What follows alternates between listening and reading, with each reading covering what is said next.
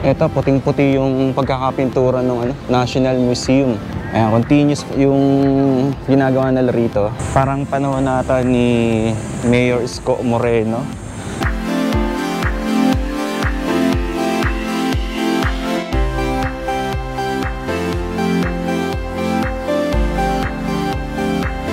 Tingnan natin kung anong gagawin nila rin. Baka nakasulat dito kung ano yung plano nila rito. Ayan, merong fountain dito. Ayan, ganyan siya kaaliwalas dito. Pag dito nyo titignan, ang ganda dito sa may ano, lagoon.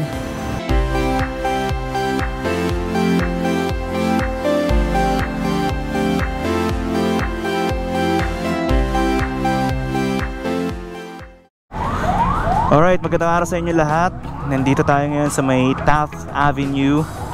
Dito sa kanan ko ay makikita nyo itong pambansang museo or itong National Museum of Fine Arts. Dito naman makikita natin yung east part netong Luneta Park. Yung nakaraan na nag-update tayo rito, makikita natin banda dyan na sarado pa yan, may harang pa na yero na kulay blue. Ngayon, eto na siya. Bali nakabukas na siya at pwede na natin puntahan. So, eto yung iikutin natin ngayong araw na to. Samahan nyo ako at tignan natin kung ano yung pagbabago dito sa may Luneta Park. Okay, let's go.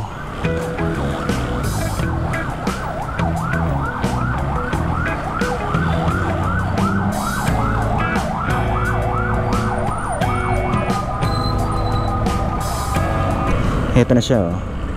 So, gilid muna tayo. Tignan natin kung ano yung itsura niya dito. Ayan, so open na siya ngayon, no? Nandito yung National Museum of Anthropology. Okay, so ayan, no? Eto na siya. So, hanap lang ako ng mapaparkingan and pinto tayo rito.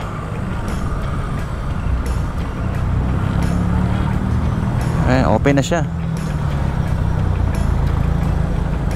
Nag-open siya itong nakaraang araw lang, parang 3 days ago. Kaya na-late na tayo ng punta rito kasi marami tayong inasikaso rin. And ayan, open na siya ngayon. Ikot lang tayo dito sa may Taft Avenue. At hanap tayo ng mapaparkingan. Alright. So dito sa kanan may mga parts na dito sa bungad parang may ano pa, kailangan pang ayusin.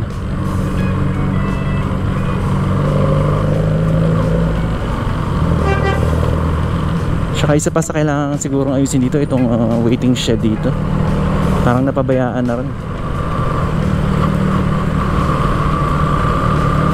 Kanan tayo dito sa may Calao Avenue.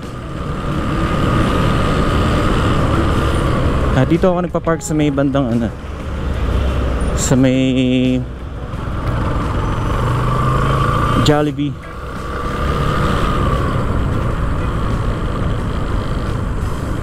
Nandito tayo sa may Maria Orosa. Ito yung patawid papuntang monumento ni Rizal, dito sa may Rizal Park. Tapos dito naman yung gate, Central Ground. So dito sa part na to sarado pa. Bali hindi pa pwedeng pumasok dito. Doon tayo dumaan sa kabila. Meron pa silang ginagawa dito. May scaffolding na ina-assemble. Ito yung gilid, may mga halaman dito. And maganda rin yung design niya, paakyat siya pataas. Tapos dito parang may abang pa dito sa gilid. Siguro lalagyan pa nila to ng, pwedeng lagyan nila ng statwa dito sa gilid, sa magkabila. Parang kagaya doon sa may Jones Bridge. Ito. Dito, continuous pa rin yung renovation sa may parteng Taft Avenue. Tapos ayan, makikita natin may mga workers dyan na nag-aayos dyan sa gilid. Dito siguro ang maganda rito, ayusin to, ano, gawing ano, maganda yung landscaping para mas kaaya-aya siyang tignan. Tapos dito naman sa may National Museum of Anthropology, may renovation na nagaganap dyan sa harapan. Ito, makikita natin dito, ang budget niya ay 49,924,000. So project ito ng Development and Construction Corporation. Dito, may renovation na nagaganap sa may National Museum of Anthropology. Tapos may landscaping na inaayos dito. And ayun, nakabit na nila yung mga ano, poste, ilaw. Dito sa parte ng Taft Avenue, dito makikita natin dyan yung dating mapa ng Pilipinas. Tapos may ano dyan, may tubig. Ito, ang ganda ng ano dito, vibes dito. Puting-puti yung ano, building. Papunta sana tayo dun sa may Maria Orosa Avenue. Kaso lang, sarado pa yung gate doon.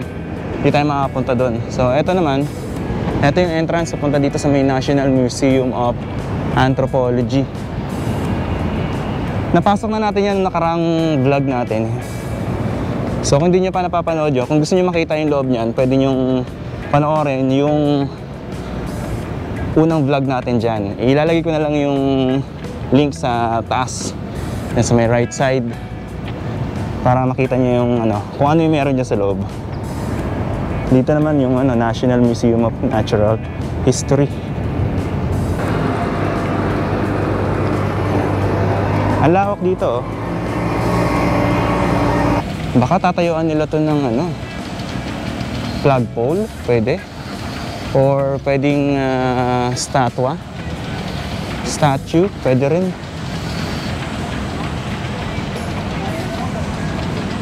Ayan dyan, oh. Tapos itong mga puno na to, nagsitaasa na siya. Dati nung unang vlog natin, mabababa lang to eh. Itong mga palm tree dito. Ngayon, ano na, oh, ang tataas na. Okay, so punta naman tayo doon sa may kabila, sa may Rizal Park. So sarado yung daan papunta doon sa may Calao Avenue. Ito lang yung pwedeng daan palabas, tsaka papasok. So dito tayo ulit lalabas at pupunta tayo doon sa may Rizal Park. Etong sa harapan natin, sarado siya, oh. So dito tayo dadaan sa kabila. Tahimik ngayon itong Rizal Park. Tanghali. Ito yung mga stall dito na pinagawa dati. Parang panahon nata ni Mayor Isko Moreno. Ito. So sa ngayon, sarado siya.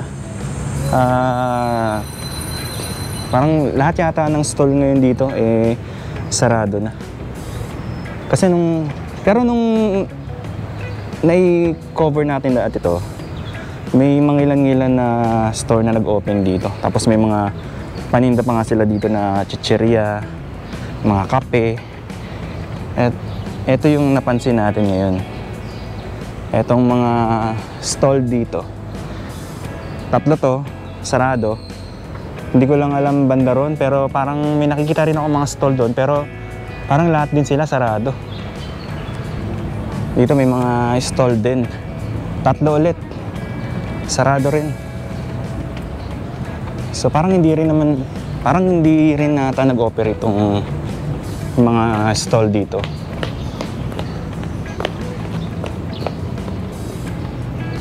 Banda ron may ginagawa, oh. May bulldozer doon na tinitibag yung simento ron. Lapitan natin, tingnan natin kung ano yung gagawin dyan. Ito yung fountain, ang ganda, oh. Malinaw pala yung tubig niya kapag hindi gumagana yung fountain. Ayun, malinis pala yung tubig. Masarap tumambay dito kapag ganito. Hindi masyadong crowded, walang ganong tao. Masarap umupo dito. Habang nakatingin ka dito sa fountain, napaka-relaxing ng place. Dito banda, eto makikita natin dito na may tinibag sila dito sa gilid. Eto, tinibag nila yung bricks dito. Yung daanan dito. Ano kayang plano nila rito? Ayusin lang kaya nila o papalitan nila yung bricks dito. Baka papalitan nila ng mas bago. Ayun. Tingnan natin kung anong gagawin nila ron. Baka nakasulat dito kung ano yung plano nila rito. May concert daw ang sariling himig natin sa July. Ito, July shows. Tapos na, July 7, tsaka July 21, 6 p.m. Musikang Pinoy sa mga nakalipas na dekada. Featuring Centro Escolar University Concert Band. So, ang ginagawa ngayon dito ay project ay implementation of Rizal Park Complex Comprehensive Tourism Plan, improvement of open-air auditorium. Ito yung ginagawa ngayon. So, ang budget ay 32,875,000. So, ang gagawin ngayon dito ay ang implementation of Rizal Park Complex Comprehensive Tourism Plan or improvement of the open-air auditorium. So, parang i-renovate ata to kung hindi ako nagkakamali. Baka, ayan, i-renovate itong Rizal Park Open Auditorium. Babaguhin siguro. Kasama sa inaayos ay itong daan dito. Kaya pala nung nakaraan, last week nung pumunta kami, may naka-ready na ng mga truck dito. Yung pala ang gagawin dito. Aayusin to.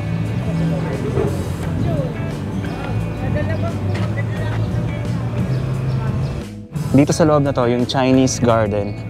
Silipin natin ng konti kung anong makikita natin dyan. Walang tao ngayon, no? Ang sarap mamasyal pala pag ganitong oras dito. Pasok na kayo dito sa may Chinese Garden. Ito yung makikita nyo dito. Ito yung entrance. So wala nang kagaya dati na registration. Dadaan pa kayo sa registration. Ngayon, dire-diretso na. Pagpasok nyo sa entrance, ayan, merong fountain dito. Tapos, may hagdan dyan. Paakyat. Pwede rin kayo dumaan dito. Tapos, ito yung lagoon. Ayan, may lagoon dito. Actually, may mga isda dyan. Pwede nyong pakainin ng tinapay. Tapos, may monumento dyan ni Buddha. Dito. Ay, sarap tumambay dito. Tahimik. Ayan, tignan natin yung mga isda rito.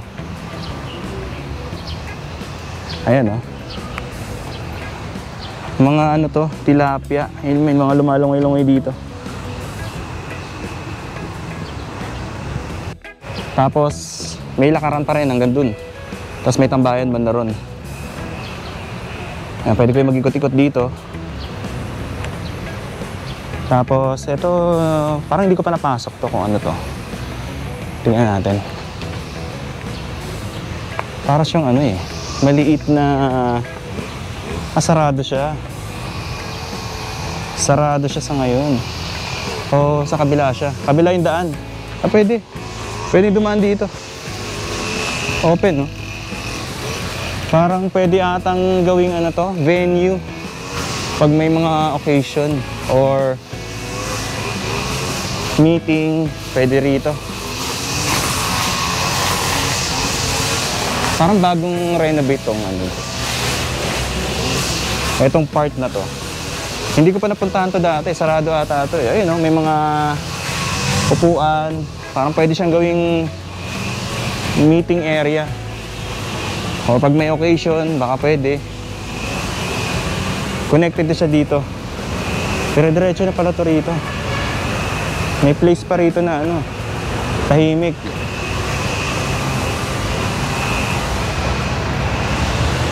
Ayun, no?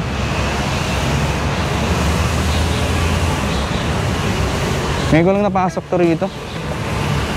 Meron palang ganito rito sa Luneta.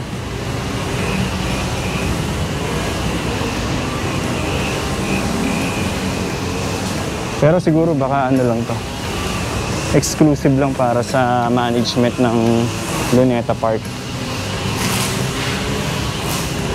May ganito pala dito.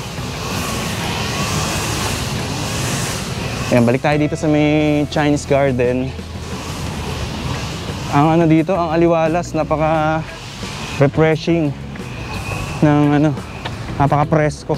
Amoy ko yung parang amoy ng halaman, parang oregano. Kaya siguro yung mga tanim na ganyan para pangtaboy ng mga lamok o yung mga insekto. Ayan, oh. May mga ano dyan, may mga isda dyan. May mga water lilies.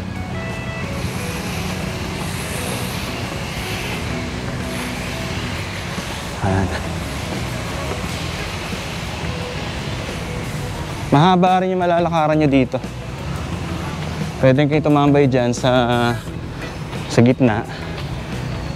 Tapos may upuan din dito. Doon, meron din.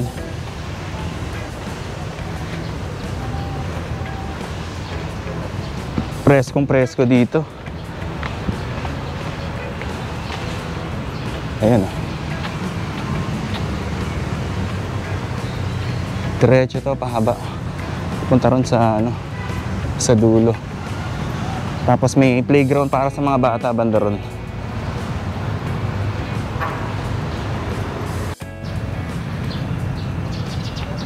Exit na tayo dito sa may Chinese Garden.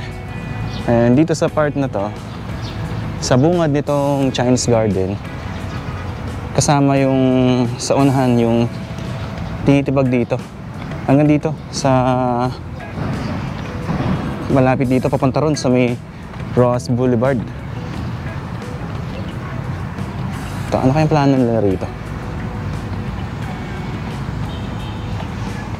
Tinibag nila. Parang aayusin nata nila itong daanan dito. Abot hanggang dun, no? Sa papunta doon sa may Ross Boulevard.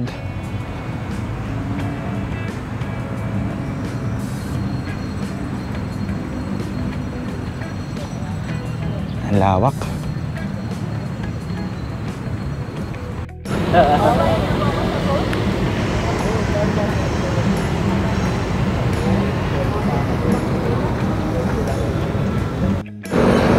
Ito naman yung sa may Ross Boulevard. Yung flagpole ng Rizal Park.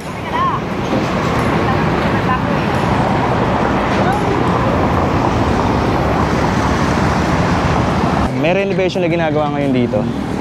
Para pinapalitan yung mga tiles dito.